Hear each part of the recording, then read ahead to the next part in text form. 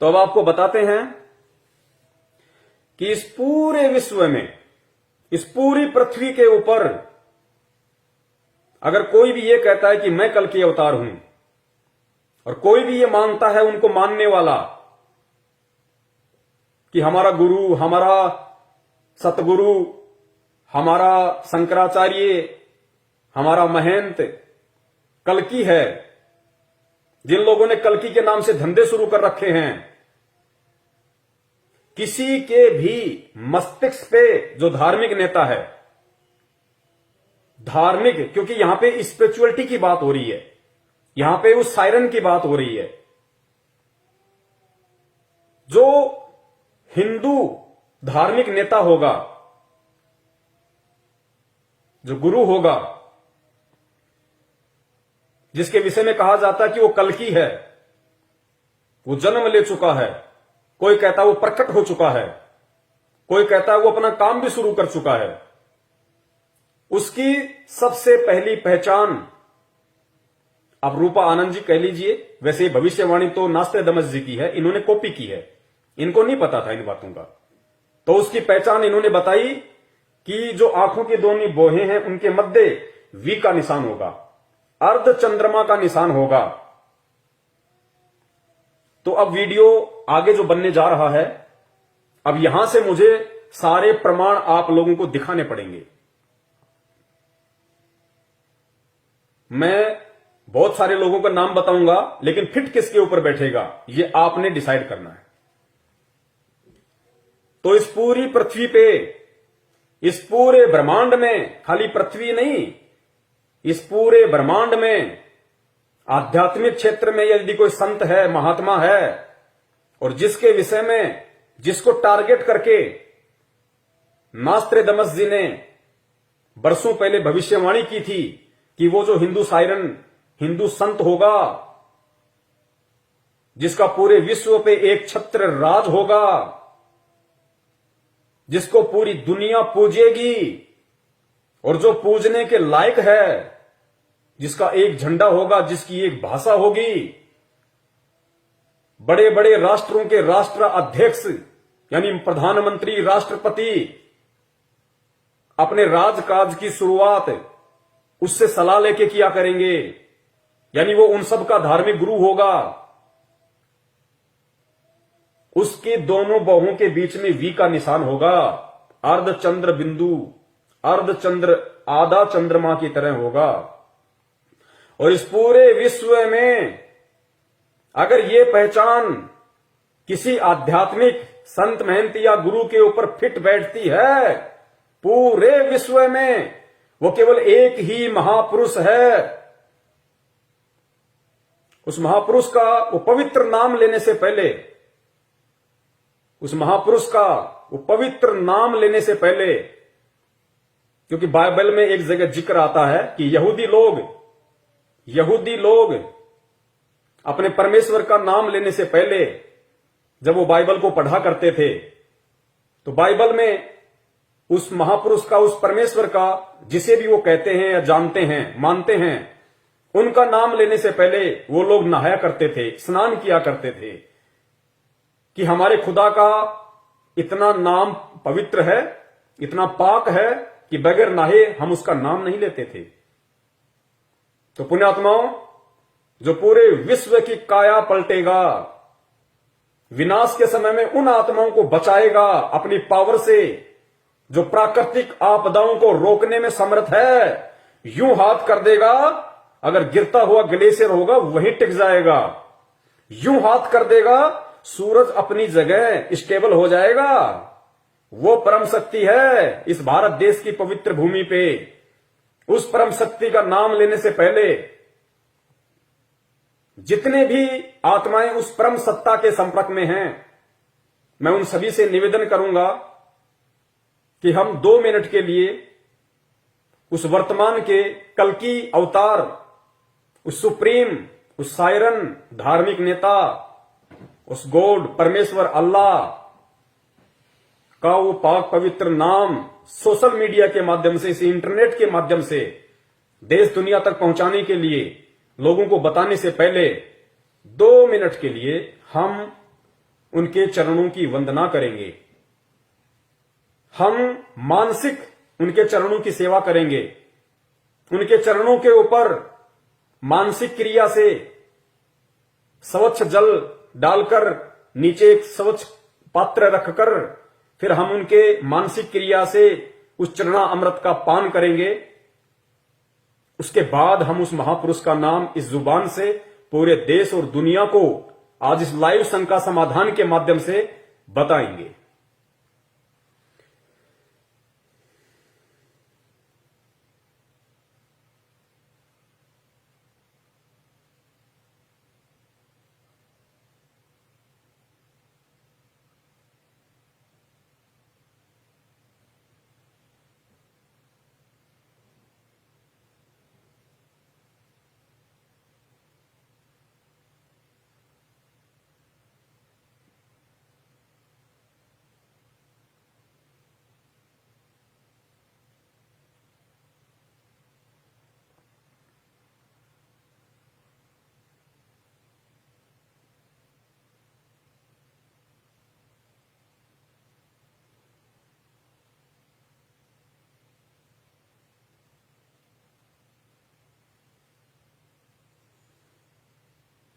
जय जगत गुरु, जय भारत। तो पुण्यात्माओं, मेरे भाई और बहनों, आज का ये लाइव प्रोग्राम देखने वाले आप सभी मेरे मित्रों, मैंने पहले कहा था श्री रामचंद्र जी त्रेता युग में आए थे तो कोई जानवर बन के नहीं आए थे, इंसान के रूप में आए थे, सर पे सींग लगा के नहीं आए थे। लेकिन उस समय वो विष्णु जी थे, विष्णु जी के अवतार थे। लेकिन इतिहास उठा के देख लो, क्या त्रेता युग में जिस समय वे धरती पे मौजूद थे, क्या किसी ने उनको भगवान विष्णु का अवतार माना? क्या किसी ने उनको भगवान की दृष्टि से देखा? किसी ने नहीं देखा। लोगों ने उनके साथ में वैर भाव किया। खुद उन्हीं के परिवार की उनकी एक सौतेली मां ने अपने पुत्र भरत को राजगद्दी प्राप्त करवाने के लिए उनको 14 वर्ष का या 12 वर्ष का जो भी था, उनको वनवास दिलवा दिया, जंगल में भटकने के लिए मजबूर कर दिया। क्या खुद उनका परिवार, क्या खुद उनकी सौतेली मां उनको भगवान मान पाई? ये इस बात का सबूत है, प्रमाण है कि खुद उनके घर वाले ही उन्हें भगवान नहीं मानते थे। रावण अगर उन्हें परमात्मा मानता, भगवान मानता, विष्णु का अवतार मानता, तो रावण को यह भी पता होना चाहिए था कि भगवान विष्णु की पत्नी उसकी मां के समान है। लेकिन उस दुरात्मा ने श्री रामचंद्र जी को विष्णु भगवान का अवतार नहीं माना और सीता जी का अपहरण किया। अयोध्या वासियों ने केवल एक अच्छा राजा माना, भगवान नहीं माना। द्वापर युग में आ जाइए, श्री कृष्ण जी, क्या जिस समय वो धरती पे 200 वर्ष तक रहे, क्या किसी ने उनको भगवान माना? क्या किसी ने उनको विष्णु माना? क्या किसी ने उनको विष्णु का अवतार माना? जरासीन, काल्यावन, पूतना, पता नहीं कितने नाम आपको अच्छे से पता होगा। सबने उनके साथ में वैर भाव किया, लड़ाइयां की। खुद का मामा दुश्मन हो गया। क्या खुद का परिवार उन्हें परमात्मा मानता था, विष्णु का अवतार मानता था? नहीं माना। लेकिन आज इतने वर्ष बीत जाने के बाद घर घर में उनकी पत्थर की मूर्तियां बना के उनको पूजा जाता है। उनसे कुछ मांगने की दृष्टि से अगरबत्तियां जलाई जाती हैं, अरदास की जाती है, मन्नतें मांगी जाती है। लेकिन क्या आज वो आपकी मन्नतें पूरी कर देंगे? क्या मूर्ति आपकी मन्नतें पूरी कर देंगी? 21वीं सदी के इंसान हो, शिक्षित हो, टेक्नोलॉजी है, विचार करो। अगर आपके पेट में दर्द है, आपको हॉस्पिटल याद आएगी। हॉस्पिटल में आप गए, वहां पे डॉक्टर साहब बैठे हुए हैं, आपने डॉक्टर को जाके अपनी तकलीफ बताई, डॉक्टर ने स्टेथोस्कोप निकाला, आपको चेक किया, आपकी समस्या को जाना, पहचाना, समस्या के अकॉर्डिंग फिर आपका इलाज किया, आपको मेडिसिन दी, तो आपको लाभ हुआ। तो जिस समय त्रेता में भगवान राम थे, द्वापर में भगवान श्री कृष्ण जी मौजूद थे, शरीर में थे, उस समय यदि उन्हें कोई भगवान मानता, उन्हें विष्णु का अवतार मानता और उस दृष्टि से उनके साथ में व्यवहार करता, तो अवश्य वो उस समय उस व्यक्ति की हेल्प करते, मदद करते, सहायता करते। लेकिन आज इतने वर्ष बीतने के बाद फिर यदि वो व्यक्ति फिर किसी दिन हॉस्पिटल जाता है, उसको कोई और समस्या हो जाती है, फिर वही व्यक्ति दोबारा से हॉस्पिटल जाता है, यह सोचकर कि डॉक्टर साहब मिलेंगे और पिछली बार की तरह मेरा इलाज करेंगे, मुझे राहत प्रदान करेंगे। और अब की बार जब वो हॉस्पिटल जाता है तो मालूम पड़ता है कि डॉक्टर साहब का तो निधन हो गया, और उसी हॉस्पिटल में डॉक्टर साहब की संगमरमर की एक 6 फुट की गले में स्टेथोस्कोप लटका हुआ बहुत अच्छी एक मूर्ति बना रखी है। अब वो व्यक्ति क्या उस पत्थर की मूर्ति को अपने पेट की पीड़ा बता सकता है? क्या वो पत्थर की मूर्ति स्टेथोस्कोप उठा के उसकी रगों पे रख के क्या वो उस दर्द को जान के उस व्यक्ति का इलाज कर सकती है? आप कहोगे नहीं, संभव ही नहीं है, पत्थर की मूर्ति कहां से इलाज कर देगी। वो तो जब मौजूद थे डॉक्टर साहब तो खुद वो चेक करते, देखते, जानते, पहचानते, फिर उसको कोई मेडिसिन देते तो उस व्यक्ति को लाभ होना था। अब डॉक्टर साहब की पत्थर की मूर्ति के आगे चाहे अगरबत्ती करो, चाहे दंडवत करो, चाहे हाथ जोड़ो, चाहे कितना ही सुबह से शाम तक बोलते रहो, चीखते रहो, चिल्लाते रहो, वो डॉक्टर वो पत्थर की मूर्ति के कान ना तुम्हारी आवाज को सुन सकते हैं और उस पत्थर की मूर्ति की आंखें ना तुम्हारे दर्द को देख सकती है। तो इलाज कैसे होगा?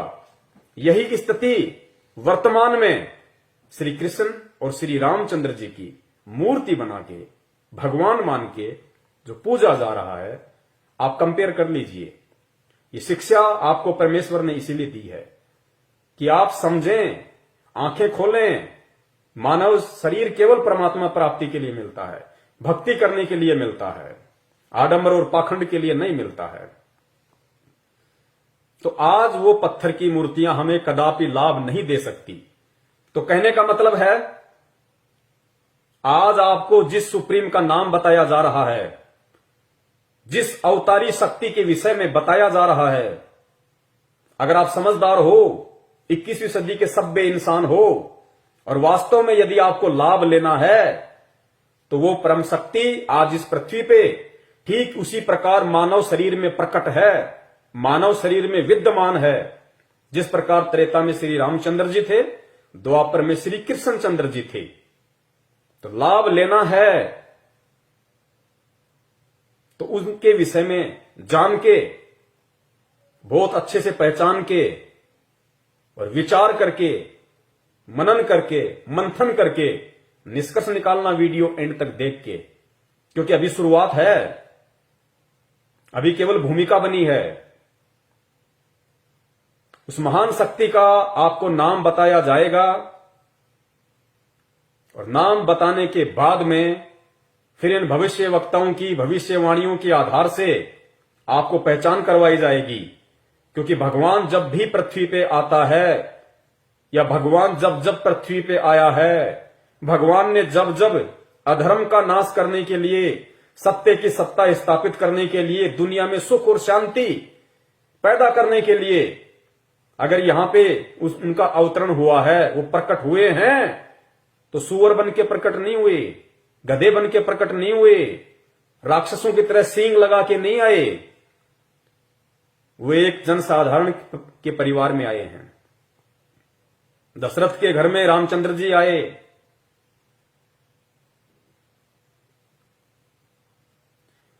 और द्वापर युग में नंद जी के घर पे श्री कृष्ण जी आए। इसी प्रकार वो परम शक्ति जैसी लीला विष्णु अवतार उन महापुरुषों ने की, वैसी ही लीला एक जन साधारण की तरह वो परम शक्ति जो ब्रह्मा विष्णु महेश से असंख्यों गुना ज्यादा पावरफुल है, वो आज इस पृथ्वी पे मौजूद है, जिसका गुणगान चारों वेद करते हैं। गीता जी जिसकी महिमा का गुणगान करती है, वो महापुरुष आज इस पृथ्वी पे प्रकट है, जिसे इन भविष्य वक्ताओं ने कल्कि का नाम दिया है, वर्तमान समय वाले कल्कि का नाम, कि वो आ चुका है, अपना काम शुरू कर चुका है। और प्रथम पहचान के रूप में रूपा आनंद जी ने नास्त्रेदमस की भविष्यवाणी का हवाला देते हुए और उत्तराखंड के सभी साधु संतों की मीटिंग के बाद में जो पहचान बताई गई कि वो जो कल्कि होगा, जो महापुरुष होगा, जो अवतारी शक्ति होगी, जिसके बराबर कोई भी समर्थ नहीं होगा, उसके मस्तिष्क पे अर्धचंद्र का निशान होगा, वी का निशान होगा। तो वो परम शक्ति, वो महापुरुष, वो साइरन द ग्रेट, वो नास्त्रेदमस का हिंदू नेता, वो ब्रह्मा विष्णु महेश दुर्गा और काल का पालक, जो उनका भी पेट भर रहा है, और जो आज एक सामान्य व्यक्ति की भूमिका में इस भारत देश की पवित्र भूमि पे प्रकट है, उनके चरण कमल इस पृथ्वी को स्पर्श कर रहे हैं। वो परम शक्ति गांव धनाना, जिला सोनीपत, हरियाणा, और उस परम शक्ति का नाम है परम पूज्य परम पिता परमेश्वर, सारी सृष्टि के रचनहार, कुल मालिक कबीर साहेब सतगुरु रामपाल जी महाराज। बंदी छोड़ सतगुरु रामपाल जी महाराज की जय हो।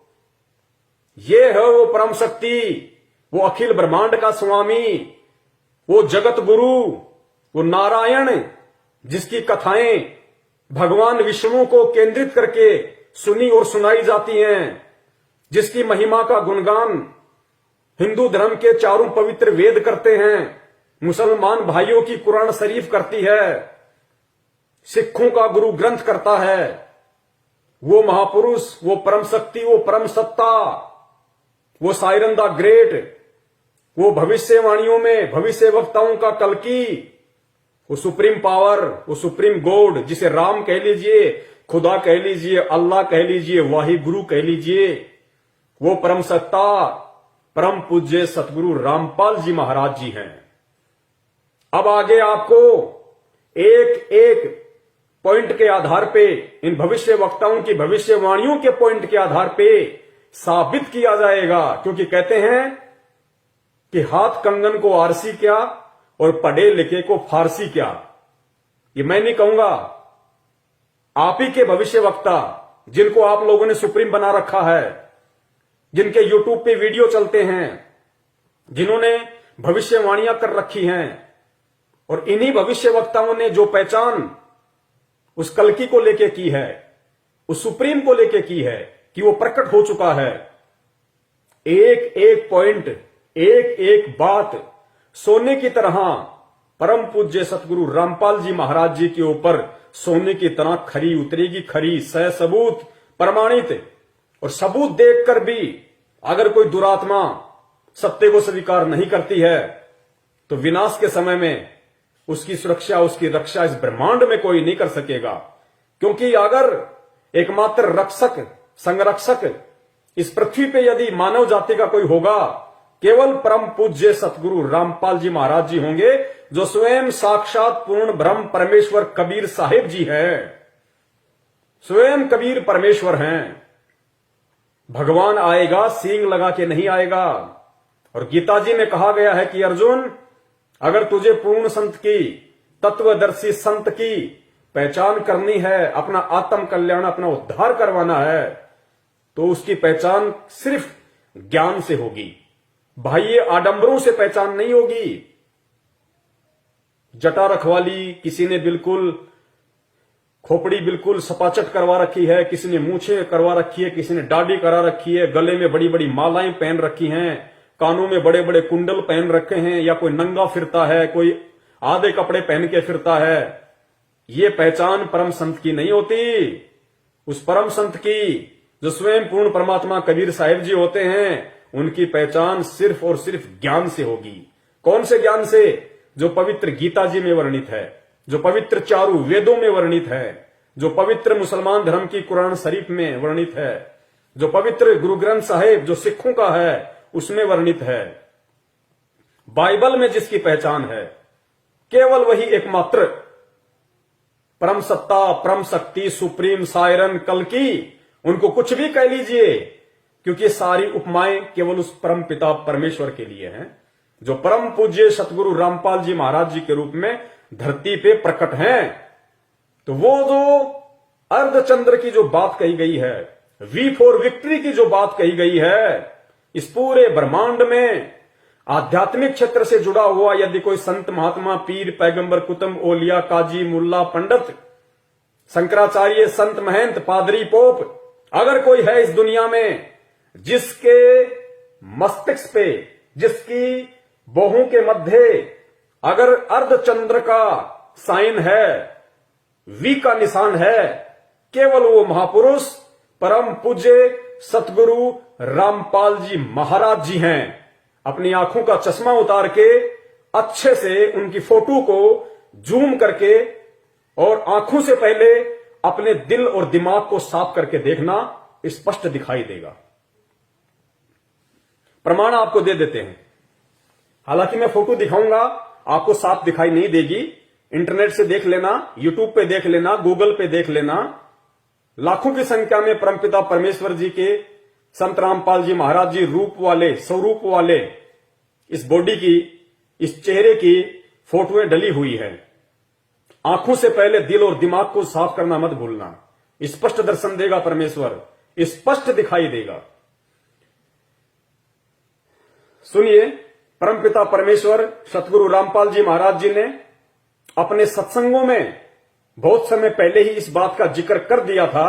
अपने बच्चों को दृढ़ता देने के लिए, अपनी पहचान करवाने के लिए नास्त्रे दमस की इसी भविष्यवाणी को पढ़ा के, जिक्र करके सुन लीजिए।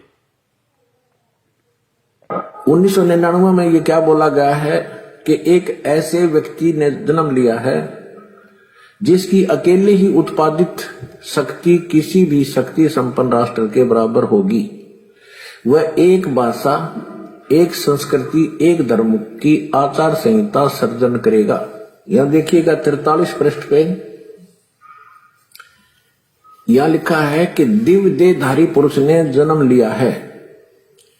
वे सबके मन में प्रसन्नता भरेंगे, दुनिया भर के कष्ट दूर करेंगे। अन्यायी और अत्याचारियों को भी वह ठीक करेंगे।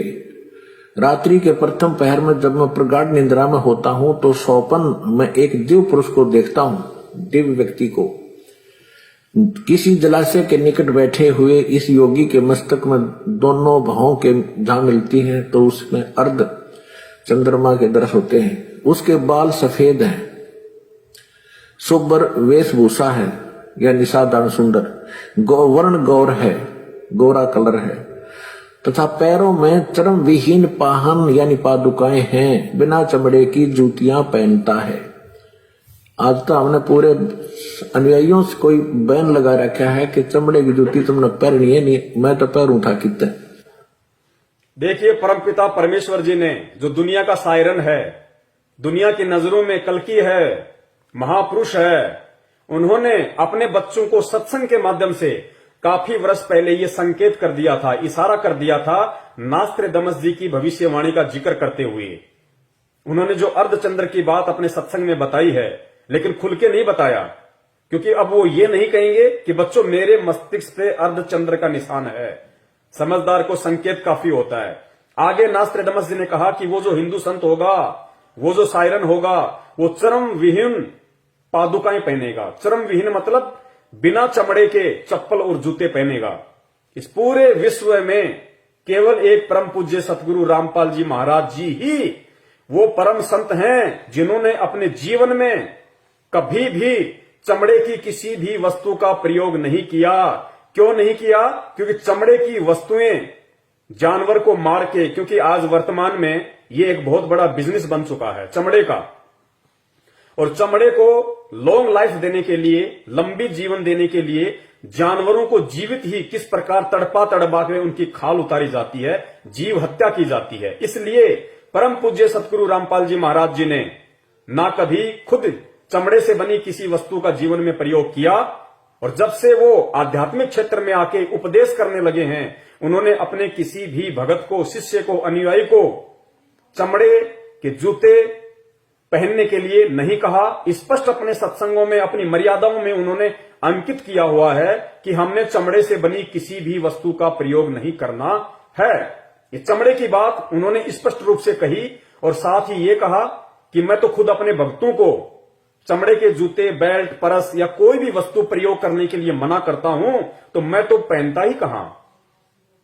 ये इन्होंने स्पष्ट यहां पे बोल दिया। लेकिन वो माथे में जो चंद्र वाला निशान है, वो नहीं कहेंगे सत्संग करते समय कि देखो बच्चों, वो मेरे मस्तिष्क के ऊपर है। वो संकेत है, समझने वाले समझ गए होंगे, वरना समय आने पे तो खुलासा होना ही होना था, जिस प्रकार इंटरनेट के माध्यम से आज हो रहा है। तो ये है वो परम शक्ति, ये है वो परम सत्ता,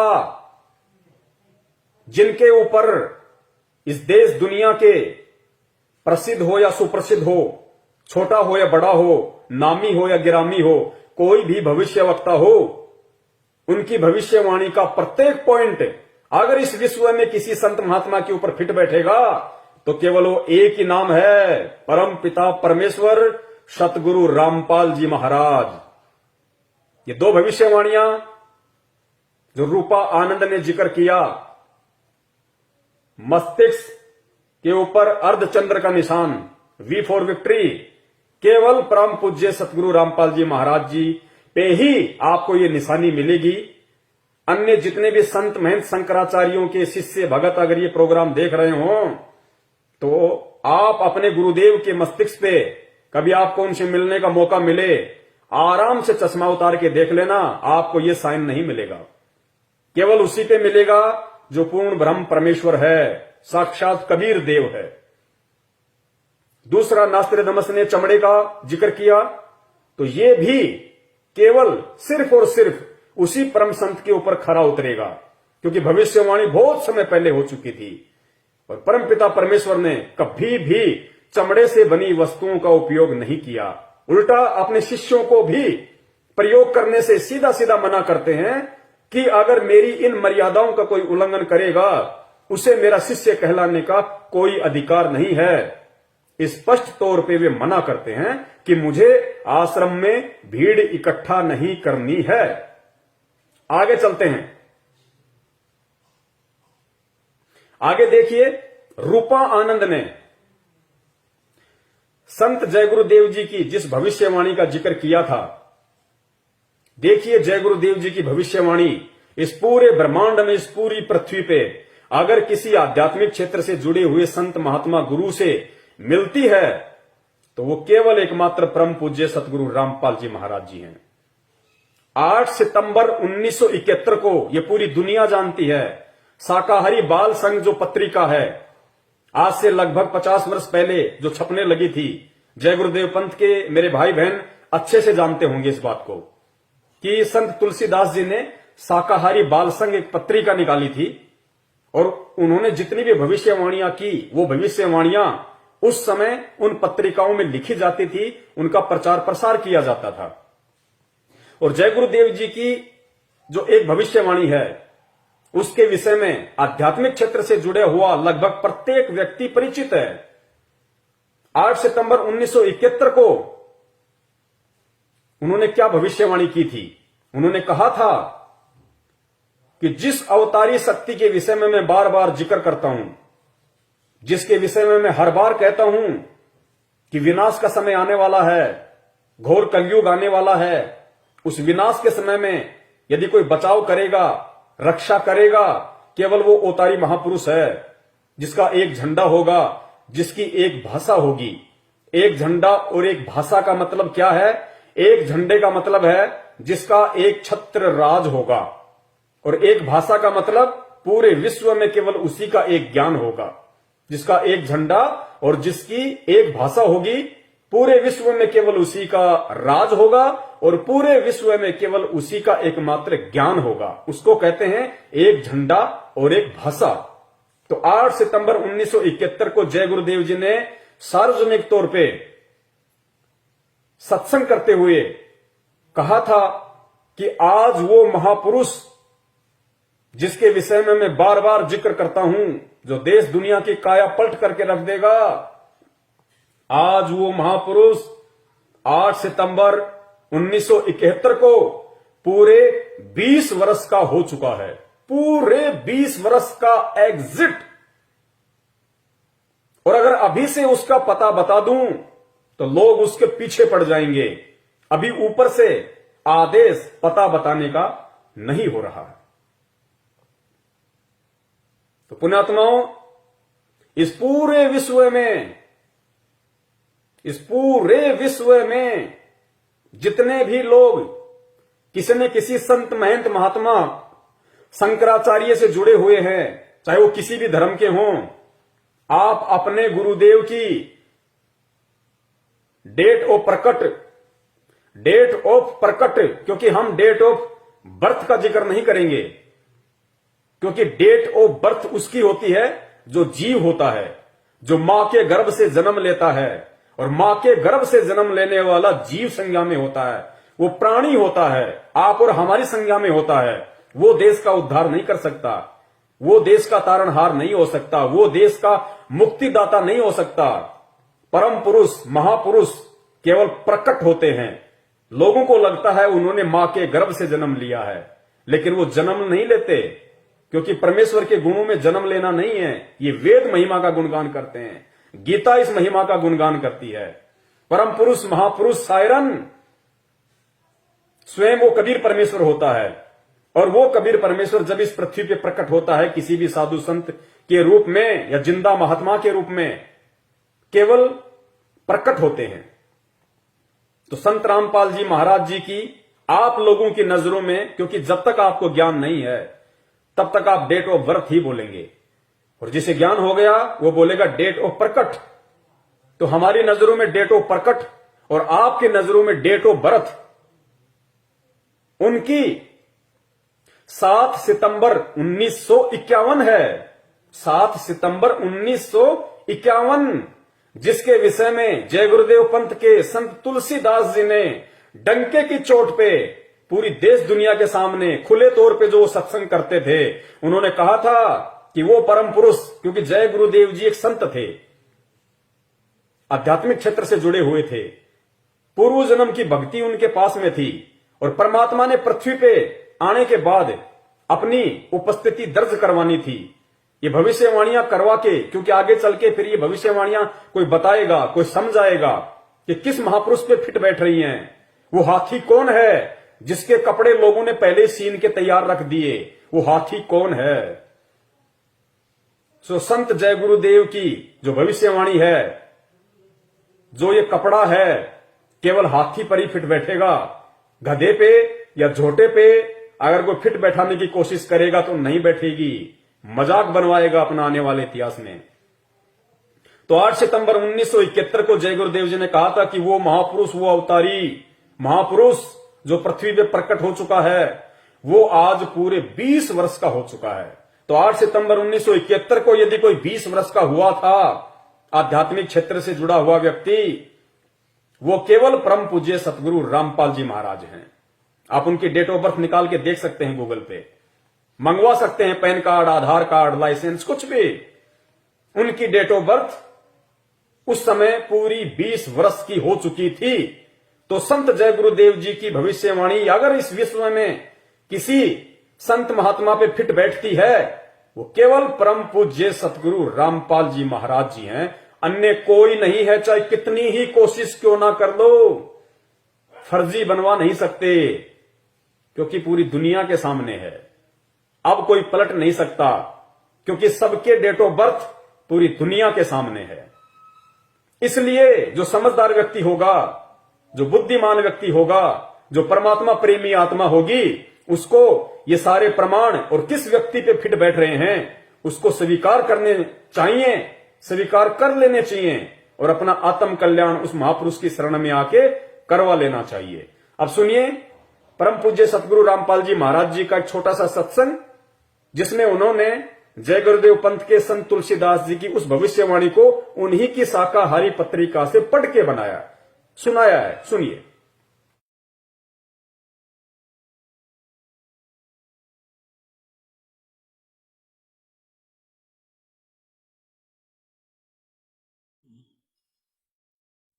भाई सतगुरु तिलक अजप्पा माला युक्त जटा रखवावे। सतगुरु तिलक अजप्पा माला युक्त जटा रखवावे। जत को पीन सत का चोला भीतर बेख बनावे। जब कोई राम भगत गत पावे हो जी। जब कोई राम भगत गत पावे हो जी। भाई लोक लाज मर्याद जगत की तरण जो तोड़े बगावे। लोक लाज मर्याद जगत